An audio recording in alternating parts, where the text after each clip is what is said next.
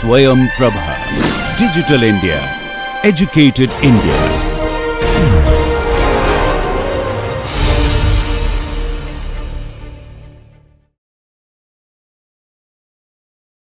Okay, this is the final. Okay, so this is the top of all that, what is called as a non-uniform rational B-splines. I mean, this is the topmost or superset of every guy. All the Bezier curves that we saw, or B-spline curves we saw, is subset of what is called as a non-uniform rational B-splines. Have you anybody heard of non-uniform rational B-splines? Kind of absolutely silent now. So B-spline is the farthest we have probably heard of, and even that is like a rare. Okay, so I'll just briefly tell the idea of non-uniform rational B-spline. So you know that rational B-spline means you can add weight to each of the control points. Okay, so if I have a B naught, then there is a H naught. I can add some weight. So for example, if I have a control point B naught and then put a H1, that means using this weight, I can pull the curve close to the control point B1. Okay, that is the idea of a rational B-spline. This is one way. And then the non-uniform also does something very similar. Remember the parameterization 0, 1, 2, 3, right? I had three curves. I'm collapsing one of them to become a curve of zero length. That means it will pass through that particular point. So I'm combining the idea of repeating and the weights.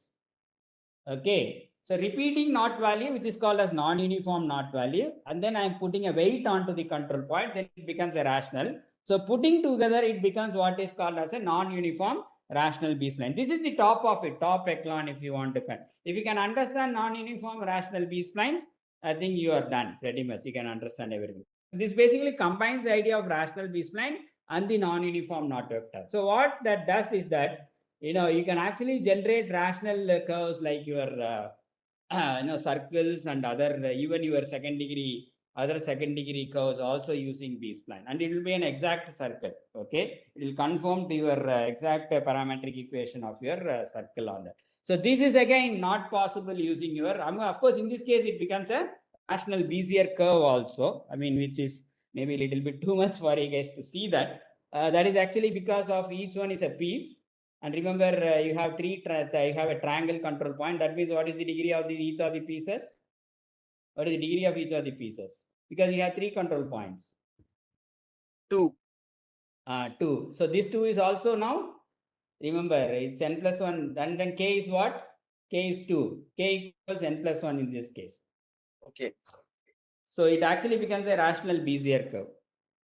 And then pieced it together to form what is called as a non-uniform rational B-spline curve. And in this case, it becomes a circle on that. Okay, let me just start to move a little bit on that. Okay, for me, I've written that. So you can see that this is n plus 1. You have three control points. And then that means I'm also putting an order in terms of k equals 2. Sorry, it should be k equals 3. So that means degree is 2. So k and n plus 1 becomes equal because n plus 1 is 1, 2, and 3. So k equals n plus 1. That actually reduces your B-spline to your Bezier curve. But it's instead of a normal Bezier curve, this becomes a rational Bezier curve on that, which is a special case of rational B-spline, which is of course a special case of non-uniform rational B-spline. Anyway, I think this a little bit too much now, I guess. Okay, I think we'll probably stop with that. Okay. So now any questions, guys? Hope all of you are still in shape. Or I got out of shape. Can you Sir, put so we can approximate other curves like sinusoidal curves and all using this? May not be everything, may not be very easy to approximate. We have a well-known theory for approximating the second degree curves like your circles, ellipses via the B-spline mode. But I'm not sure whether everything can be generated. Maybe, but I'm not very sure of the answer. Okay, so sines and exponentials we cannot, we don't have an idea of what. We may have to come up with, see. Hello? Sir, I think. Yeah, I think it's an issue with internet actually.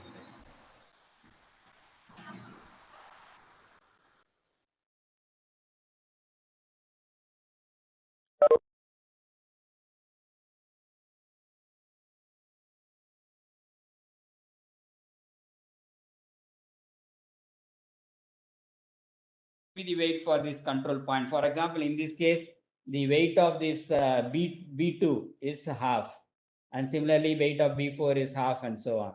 So if you can reduce something like that, then by using the, here we have used a simple idea of angles, triangle inequality, or no, not even triangle, just basically by adjusting the angles within the system, we could find what should be this. So half is what in terms of angle?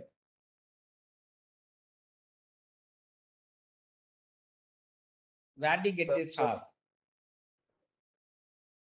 Is it like In 60 terms degree of sine of, is it like 60 sine of degree, some, 60 degree sine or cos? Is it sine sorry, or cos? sine 30 is half, so cos 60, sorry, cos So 60. this comes from cos theta, cos angle.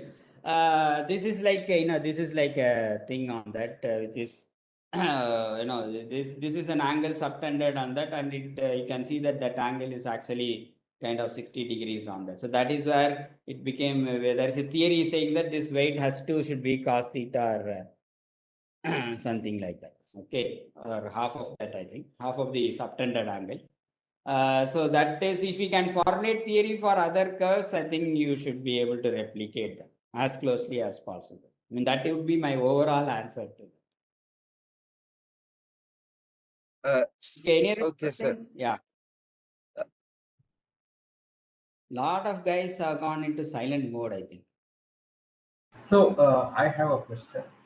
Sure, sure. Since these splines are still, I mean, they form a finite dimensional vector space. So, I mean, no matter what kind of spline you take, there will be basically several curves that it will not be able to represent, right? Correct, correct. But that is what, but I don't know the exact answer. But yes, so my overall answer would be, as long as you can try to replicate in like this derivation in terms of finding the weights somehow, Right, then right. you can replicate. Yeah, so that is Okay. my overall answer. Yes, many curves we may not be able to reproduce. See, this whole idea of this B-spline is, in my opinion, is not to reproduce an exact Right, right. curves. Okay, this is for Agreed. an intuitive design like car bodies. These are more aesthetic, right? You have seen all these cars, all these new cars, particularly from multinational like the Audi or Right, BMW. You can see the shape of their, cars, right? So that kind of design won't come if you force it to behave like a right. sine curve or a cos or something like Sure. that. And So the other overall, question, yeah, correct. Overall, to the answer to the question, yes, it may not be possible to replicate every curve. and the second question is, so as of now, I think we've seen the splines which are all open curves, right? What happens if, I mean, what changes if we want to turn it into a closed curve? Okay, see, this is a closed curve. What you see, circle is a closed curve. Okay, but Okay, you so can see just that, yeah, but you can see that there is a repeating of a control point here. Okay, I'll right, go back and so we have to ensure a repeatability, and so the curve passes through that particular control point with a certain degree of continuity on that. So, for example, if you naturally take a control point like this, right, which is having right, something like that, let's say it's a closed one. You can also have closed. It's not that everything has to be open, but the shape of this could be like this. Or if you take a bezier, it will be like this, like a balloon right, shape. But if right, you want to have a continuity, like if you want to have a right, oval which is having tangent continuity, then you have right, to appropriately set that condition. So that is one right. problem. So the Okay, curve can still be closed, but depending on what kind of tangential conditions that you want, you have to align these control points exactly. So if you have a control point like this, you'll get a curve like this. If you have a control point which is collinear, and also then there is a possibility it is going to be tangential like this. right. So if So you that want is to it. Yeah. if you want to maintain the same differentiability at the end point also, then maybe we'll have to repeat more control points. Points. Correct. You are forcing that to become more tangential. So one way is to make it as a collinear set of control points. The first and last guy comes and changes here, and the tangent is also along that. So that means you attain your tangential continuity at that point. Oh, thank you. Even in B splines also it is possible. There are periodic uniform knot vectors, Or we can Right. actually generate pretty much a lot of things. I mean, like it's very fascinating, but somewhat more complicated than our usual Sure. equations. That is the only problem. Right. Okay. So, Other guys, another quick question. I think I'm hogging the question answer session, but still, that's okay. I okay. don't have any problem. Okay, other guys, because the only problem that I have currently is it's either Vignesh or what's Hari or another Gaurav. And I'm not hearing from other guys, and that is the major problem for me now. Okay, other than that, I can answer questions. Yeah, go ahead, Vignesh.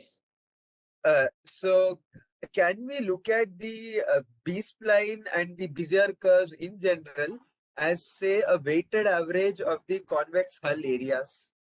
Yeah, definitely yes. That is why the convex cell plays a great role. It's a weighted average only because you have alpha naught, B naught plus alpha 1, B1 plus alpha 2, B2. It's in some sense, it's a weighted form. Okay, it's always a way. So we call that as a convex combination. Okay, I mean, these are all, some people use the word barycentric coordinates, all that people use. And depending on that conditions on alpha, it can become a affine combination and so on. So yes, it's all finally weighted set of control points is what we are using, and that weights can change depending on in a different manner. Remember those weights we are coming from. One is coming from the basis functions, and you can also add a weight in terms of rational. Okay, so that is so it is not a simple like a weighted thing. So there are a lot of nitty-gritties involved in this. Okay, one in form of basis function, another in the form of rational and non-uniform and so on. It's like a superset of what you are probably talking about. But by and large, yes, you can say it is a weighted combination. Oh, Yeah, Professor Ramnathan, can you hear me? I'm Venkatesh here. Yeah. Yeah, yeah. So I had a general question. So since nerves are the most general kind of curves that you can have, so so now in this what the commercial software that you have, okay. So do they use only nerves because they are the most Yeah. general one? No, may not, though I have not seen much. See, in Samadhi, as you can see, these nerves is very difficult to understand, even for us who are doing research on that. It's not may not be. So, in many cases, what I have seen, like for example, the automotive design, they Yeah. actually may use only a Bezier patches. They have this what is called as class A surfaces, class B, and so on. So which I think are all Bezier patches. So if you go to surfaces, we'll see a little bit on surfaces. I think many of the automotive things, see Bezier, as you can now clearly see, it's much more breathing space and understanding than a B-spline. So so now NURBS is the standard. It's a kind of a de facto standard. But in practice, all like for example, aerospace, every design uses B-spline. But in many cases, my belief is that which I have seen as class A, class B surfaces, they reduced to a Bezier patch. I So see. because I think that for a Easier to handle and understand. yeah, for an understanding of other guys, they are able to understand better. But I don't think they do anything less than Bezier. I mean, I not see. your cubic spline or something like that Okay. in these applications. But NURBS is yes a de facto standard in these big automotive aerospace. But I really doubt whether NURBS is being put into use as we have seen in this theory class on that. I doubt it on that. But actually, I'm kind of 50-50. But I have seen terms like class A, class B surfaces, which are all I think Bezier surface patches, not B-spline surface patches. And what are the references? Good references. Okay, I this saw is some of your. Yeah. I'll just go back to that page. So if you go back to my first page, these are excellent books actually.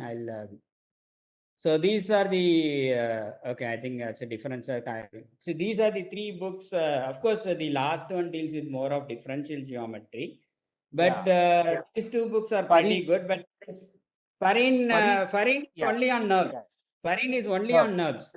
No. Okay. Yeah, Okay. Farin is on book on nerve. That's the nerves book. Okay, I haven't put it.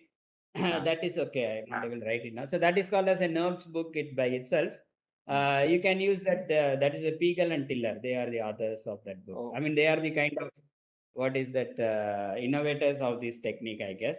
So they have a book called NURBS book. I think these two books are more generic. It talks about why B-spline Bezier is important in connection with other curves like the cubic B-spline and other parametric curves, including the second degree curves and surfaces and so on. Whereas I think NURBS book is completely on B-splines. So it may not be a good book to start with. I mean, once you go to little advanced level, maybe. And there is another book also called as by Farin, Gerald Farin, excellent book. Yeah, I think it is. I think CAD. Book title is CAGD actually. Yeah, CAGD. Yeah, Yeah, CAGD. computed It's really geometric good. design, and written by Gerald Farin. It's also a pretty good book on that. But this is like these two books are Farin and Pegel and Tiller. I would say a little bit advanced than these two books. So if you are starting reading on this topic, you start with these two books, and then you go to differential geometry to understand the properties, and then you can go to this venture into these two books after. That's my opinion personally, I would say. Yeah, thank Sir, you. and in general, for differential geometry, is this a good primer, or like are there other books which can, like, say, I've heard of an author named Argashev or something. I don't know, but that's it. This Dokarmo book is one of the better ones for engineers. If you go to any other differential geometry book, I don't think you will cross the first few pages of the book. I mean, that is highly mathematical. So somebody maybe who are very mathematically inclined, it will start with charts, atlas, and all. At least I was not able to, what I said, appreciate. I mean, it's all great book in terms of mathematics. Maybe Aditya might not like my statement. So, No, I agree. so it was hard for me to to understand all those concepts. I would say this Dokarmo, even though I don't think Indian edition is available, in my opinion, it's a pretty good book on that. But more for engineers, I would say this is better. If you know differential calculus and all these things, then I think you should be, this book is more readable for us than other differential geometry books, including probably Kresig and so on. Yes, sir. I think there is a Is that book which is possibly even more elementary than Dokamo. It's called, I think, uh, Elementary Differential Geometry by Andrew Presley. oh, okay, Of I course, think it has its own limitations. correct, It does correct. not. That's okay. I'll see. First thing we should first understand what is written, right? Then only we Right, can right, right. deeper. Exactly. Right? We can't do that, then we are done. But I see even in Martinson, actually, he has dealt with the differential properties in a very good way. There are short chapters Okay. available in Martinson on differential properties of curves and surfaces as separate chapters. Actually, that is pretty good. I mean, I would say it is more than sufficient to have a good feel of those differential properties. What is the book name? Martins? No, same geometric modeling by Martinson, second book in this list. Okay. Mortensen. Okay. Martinson has those details. At least newer Yeah. version has that. Older version may not have. I think Yeah, first third version edition. don't have. Second has that. I think Yeah. third. I I don't think know. now it's at the third edition. Yeah, that's true. Now it's at the third. Yeah. So I still feel second is better. Anyway, I think I read both, but I thought they tried to reduce a lot of content in the third, and in my opinion, they reduced too much. I think even the Lagrange interpolation, all those feelings are not there in third edition. I see. Okay, so guys, I think who want to do assignment or lab. So we are coming back in the afternoon, but we may not have what is called supposedly a lab in that sense. So I would give you some exercises for you to get some understanding of these concepts. Okay, so let me just go and quickly tell you what sort of exercises that you can try. So we can see that all are, if you want to implement, these are a little bit programmatically involved. Okay, I don't think you will be able to finish that in half an hour or something like that. May not be a feasible one. So I have formulated certain exercises, like you can try to understand these parametric curves. I think this I already have a Python file. If many of you are familiar with Python, you can just take that file and run it, and you can do these equations. Okay, one thing I forgot to show. Okay, I'll Guys, I think can I take just 2 or 3 minutes? I have to switch to the other system. Are you all there? Yes. Yes. Okay, you can see these kinds of Yes, sir. exercises. Find out these where the Bernstein basis is maximum, which we did little bit discussed, and how to show the decastly algorithm actually results in a Bezier curve. You can try. Basically, if you just expand that linear equations or linear interpolation and put together all that, you will get back that binomial expression based on equation. Then a direct question. And then also I would say that you use GU unit. So let me just share my other system on that. I'm going to stop share this one. So this GU unit, I don't know whether you have heard of the name Gershon Elber from Technion in Israel. He is an out and out curves and surfaces guy. He doesn't do anything on discrete side. Okay, it's a completely continuous curves and surfaces. All his work, and these are all his own product. I think Utah somebody was mentioning, right? Somebody was from Utah. I think we heard that in one of the introductory. He's also from Utah. It's Yash and Aditya or Yeah, there's a Vipul. Utah connection. So his guide, Elaine Cohen, and if you remember Rosenfeld, who talked about the octree, all the subdivision-based methods long back in 80s, they are all from Utah only. If you look at all those representations, like the discrete representation, octree, and the previous ones, they are from this Utah group on that. But this guy is completely on curves and surface. So I'll just do a little bit on B-spline here. I'm clicking on B-spline.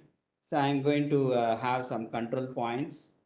Okay, you can see that I'm generating some control points. You can see a B-spline curve happen. That is because, okay, so you can control the order here. You can see there is an order at the right. So remember, it is at order 4 now. This many control points. I'm going to change the order. So all of you watch it carefully how the curve changes. So from 4, I'm going to 3. Okay, you can see the curve behavior is changing. What is that at k equal to 2? What is that you're going to expect? So at k equal to 2, what will happen?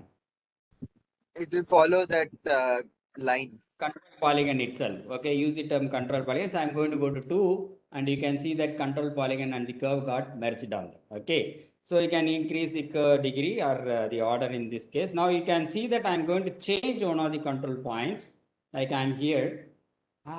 This is one difficulty I have. Okay, delete this guy. So I'm trying to move one of the control points here. Okay, see I'm moving here, and you can see it is only affecting one portion of the curve. Are you guys able to see that?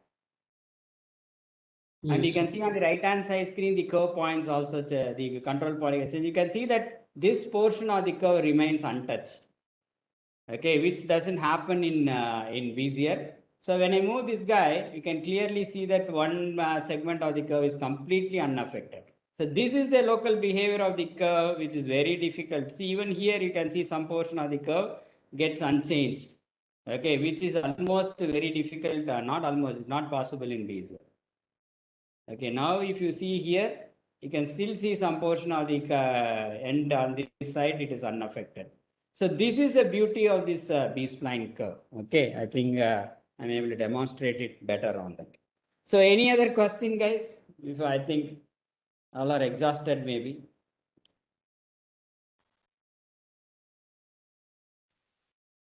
Are you guys still there?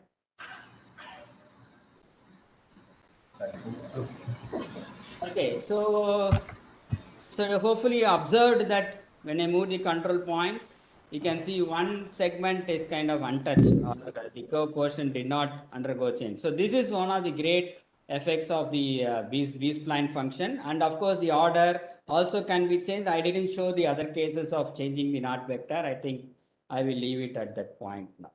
So if you have any questions, so try to do these simple problems that I have given on the other exercise, which won't take much time. You can run my Python code. But if you want to do advanced one, you have to really do the coding of the Bezier curve, either in a Bernstein basis form or in a de Castley form on that, which both of them will take little bit time. But if you are pretty good in programming, I think the de Castley one, you can finish it much faster. I mean, that's my hunch on that. Okay. So no further questions. I see all of them. Okay, let's see whether all guys are there. Can you put an yes from all guys? So at least let me see the other names here. Okay, Ritvik, Gaurav, Sanchit. Okay. Probably everyone is hungry too. They have to. I mean, there cannot be anything, no second opinion on that though. But still, a lot of guys have already gone for lunch, looks like. Anyway, so that is the reason for marking yes or asked to be marked yes. You can see that almost Right. 10 plus are attending on that.